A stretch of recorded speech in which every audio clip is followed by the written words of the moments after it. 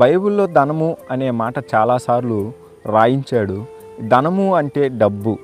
ఈ డబ్బు గురించి ఎందుకు దేవుడు ఇన్ని వేల సార్లు రాయించాడు? అసలు ధనము, సంపద, వెండి, బంగారం, ఆస్తి వంటి మాటలు కలిపి బైబిల్లో సుమారు 2000 సార్లు దేవుడు రాయించాడండి. 2000 సార్లు ఎక్కువగానే ఈ మాట వినబడుతుంది బైబిల్లో, ధనము అనే మాట. ఎందుకు దేవుడు ఇన్నిసార్లు ఈ మాట రాయించాడు? మనల్ని ఏదో చెప్పాలనే కదా. అసలు ధనము, ఈ లోకంలో ధనము లేకపోతే ఏ మనుషుడు జీవించలేడు, ఏ మనుషుడు ఆయుష్ని కట్టలేడు. అంతగా ధనము గురించి ఎందుకు మరి దేవుడు రాయించాడో ప్రత్యేకంగానే కొత్త నిబంధనలోనే యేసు బోధనలో ధనము గురించే ప్రత్యేకంగా ఎక్కువగా ఉంది. ఆ సువార్తల్లోనే మత్తయి సువార్త, మార్కు సువార్త, లూకా సువార్త, యోహాను సువార్త, ఈ 4 సువార్తల్లోనే దేవుడు ఎక్కువగా మాట్లాడుతూ వచ్చాడు. ఈ బోధనలో ధనము మరియు ఆస్తి విషయాలపై ఉన్న పండితులు కూడా చెబుతున్నారు. ముఖ్యంగా లూకా సువార్తలోనే ధనము గురించి ఎక్కువగా మాట్లాడుతూ ప్రస్తుతించాడు దేవుడు. ఈ ధనప్రేమ సమస్త దుర్మార్గులకి మూలము అని 1 తిమోతికు 6:10 చెబుతున్నాడు.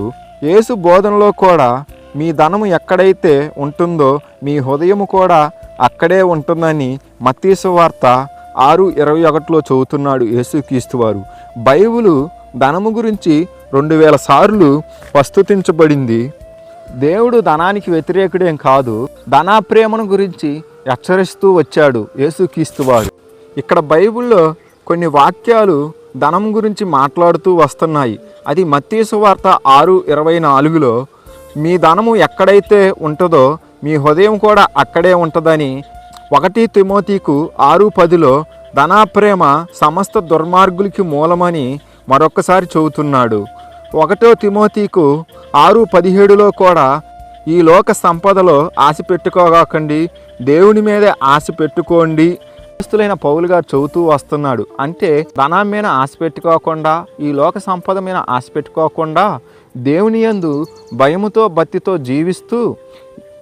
జీవించమని అడుగుతున్నాడు. పాత నిబంధనలో కూడా సామెతలు 5:10లో ధనాన్ని ప్రేమించేవాడు ధనంతో తృప్తి పొందడు అని అంటున్నాడు. అంటే ఈ మాటకు అర్థము, మనిషి ఈ భూమి మీదకి వస్తా ఏమీ తీసుకురాలేదు, తల్లి గర్భము నుండి పోతా ఏమీ తీసుకుపోవడని ఈ మాట సెలవిస్తుంది దేవుని వాక్యం. భూమి మీద ఉన్నంత కాలము నాది నీది అని నువ్వు నేను కొట్టుకుంటున్నాం. కానీ ఈ ధనం గురించి దేవుడు కొన్ని వాక్యాలు ఇలా వివరిస్తూ వస్తున్నాడు.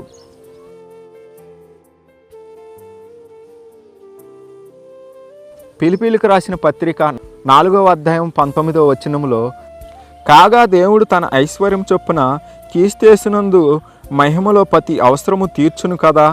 మరి యేసుక్రీస్తు వారు ఈ మాట చెబుతున్నాడు కదా. మరి అపోస్తలుడు గారు పౌలు ఇలా రాయించాడు కదా. ఫిలిప్పీయులకు రాసిన పత్రిక 4:19 ఈ మాట చెబుతున్నాడు. యేసుక్రీస్తు వారు నందు మహిమలో తీర్చబడుతున్నాయి కదా మన అవసరములు ప్రతి ఒక్కటి. మరి నువ్వెందుకు ఈరోజు ఈ లోక సంపదలకు ఆశపడుతున్నావు? ఈ లోక ఆశలకు నువ్వెందుకు పరిగెత్తుతున్నావు? ఒక్కసారి నువ్వే జ్ఞాపకము చేసుకో నీ జీవితాన్ని. తండ్రి అయిన దేవుడికి యుగ యుగములకు మహిమ కలుగునుగాక. ఆమేన్.